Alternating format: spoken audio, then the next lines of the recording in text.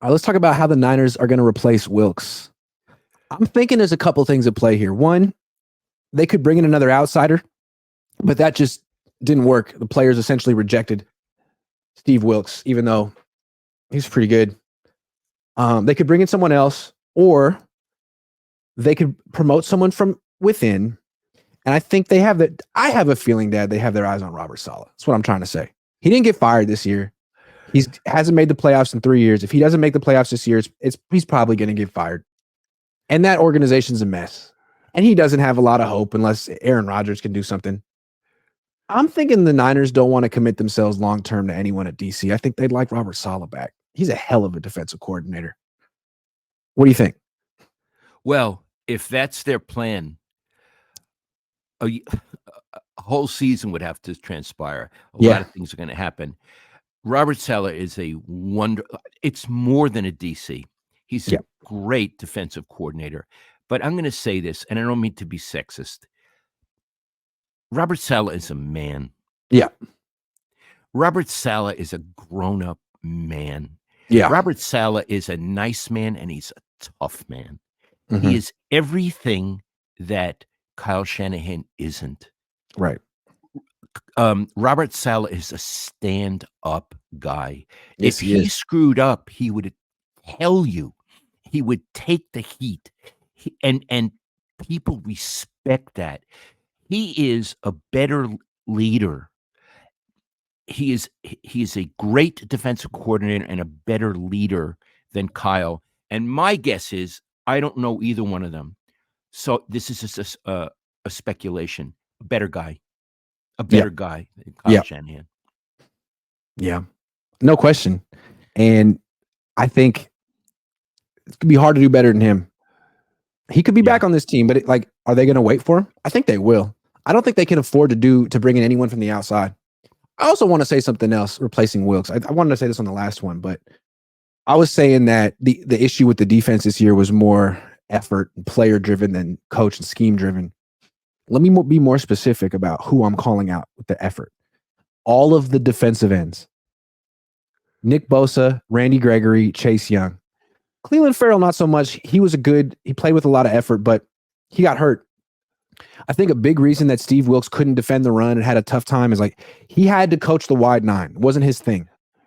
Everyone knows the wide nine strengths and weaknesses, and the DNs have to be really, really strong and disciplined at setting the edge. And Nick Bosa wasn't. He's the highest paid player in the league that's not a quarterback. And I think the rest of the guys either weren't equipped or didn't care either, or weren't conscientious about it either. That's a big problem. When the highest paid player on your team all of a sudden doesn't give the effort required to make the wide nine work against the run, then no one at that position will. Meanwhile, in Cleveland, they have Jim Schwartz running the same defense. He has Myles Garrett playing DN, which is Nick Bosa's position. Myles Garrett just won the Defensive Player of the Year. He's a far superior defensive end than Nick Bosa. He plays that wide nine technique to perfection, and Nick Bosa doesn't. So that would be another gripe of mine if I were Steve Wilks. You bring me here, you force me to run this gimmick front, and the DNs don't even do it well. Give me Myles Garrett. What the hell is Nick Bosa and these guys doing? Sorry. I want to tell you, Iggy, after they lost the Super Bowl, a former NFL coach phoned me, and he said, I want to talk to you about Chase Young. And he said, in the 2 playoff games preceding the Super Bowl, he said he was so lazy, and this is his word, it was disgusting. Yeah. He said, this is the word, how he used. And again, he's much more attuned to it than I am. He called in those 2 games Chase Young's performance disgusting. And what he meant was no heart, didn't try, didn't mean ability. And then he said, why do you think the Washington Jews, although he didn't call them the Jews because they're not yet the Jews, but why did Washington get rid of him? Because they knew he was that way. Mm-hmm.